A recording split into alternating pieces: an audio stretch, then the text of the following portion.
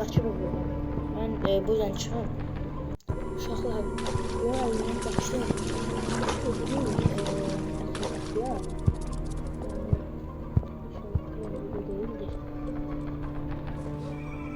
Mən güvən aldatıb keçmək istəyirəm də. Bunu belə atdıq, qaçırıq.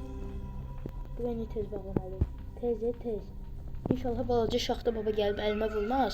Eşya düşdümü ölməm. Yəni eşya düşdümü ölməm deyəndə ki, güvəni səsi eşidib gələcək. Bu da mənim 5-ci günümdür və güvəni bağlayırıq. O yüzden çubuq yoxdur. Çubuğu qırıb və tutacaq. Məni tutacaq. Güvəni məni tutacaq. Girdim. Uşaqlar, baxın mən buna ultra lock deyirəm də, ultra lock. Güvəni indi ora çağırdım.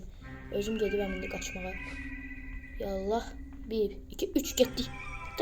Söz qaçdıq. Yaşayın.